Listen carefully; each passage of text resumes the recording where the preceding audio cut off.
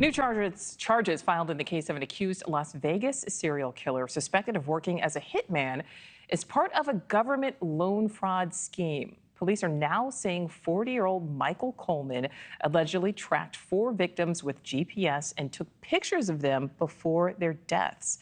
NewsNation Las Vegas affiliate reporter David Charnes has more on this developing story. Good morning, sir. 40-year-old Michael Coleman appears before a judge once again on 3 new charges of open murder. Coleman accused of working as a hitman on behalf of a gang leader, killing 3 men and 1 woman as part of a scheme to steal money from the federal government. And if Coleman couldn't get to the target of who owed them specifically the money, he would target their family members. That violence spanning 2 years and 4 homicides. The first in May 2021 outside this Pep Boys. A 49-year-old man is shot and killed while working on his car. Detectives say Coleman took a photo of his victim minutes before. November 2021. A 39-year-old man is shot and killed inside this teriyaki madness. Detectives believe GPS trackers led Coleman to that victim. November 2022. A 57-year-old shot outside his home while working on a car. Documents the 8 News Now investigators obtained revealing 2 of that victim's family members received tens of thousands in PPP money for businesses that didn't exist.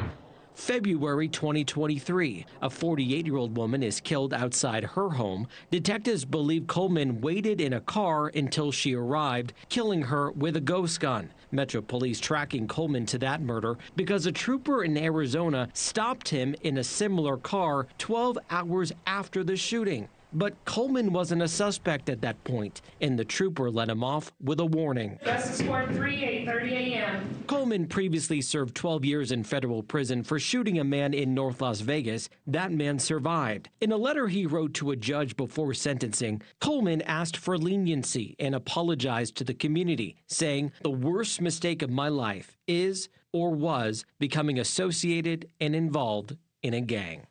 All right, I'd like to welcome in David Charnes. Now, David, thanks for your time. What new evidence led to these new charges?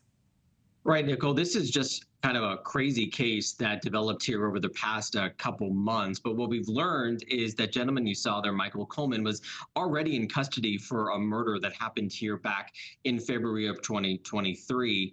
Over the course of the past several months, police have now linked him to those 3 additional murders with DNA evidence, surveillance, tracking different cars, and they realized that he is the suspect in these other murders. The accusation here is that a gang leader in the Las Vegas area hired him to go after people as part of this PPP loan fraud. Now, we all remember the PPP program, which was the COVID-19 money right after the pandemic, billions and billions of dollars going out to people.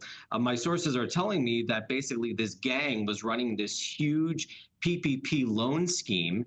And when they weren't getting their cut of the money, the allegation is Michael Coleman, who police say is the man you see there in that photo, would go out and kill them or their family members. So it appears it just took a little time to connect him to these murders, but there was a lot of evidence there against him, and we're waiting to just get our hands on it to see a little more. Yeah, so these allegations, pretty terrifying there, as well as this evidence so far that's been submitted. What type of potential punishment is Coleman facing for these new charges?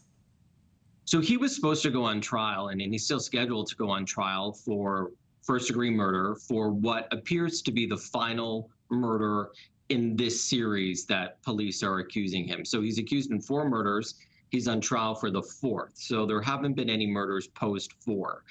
That's a first-degree murder case. The harshest penalty you can get is life in prison, and presumably he would get life in prison for that. So what I believe what will happen is he will get re-indicted on all these other murder charges, and that they'll sort of pack it into one big case. You and I both know if you're accused of killing multiple people, it's very unlikely you will ever see freedom forever in the rest of your life. But I've seen weird things happen here in Nevada when it comes to criminal charges and sentences.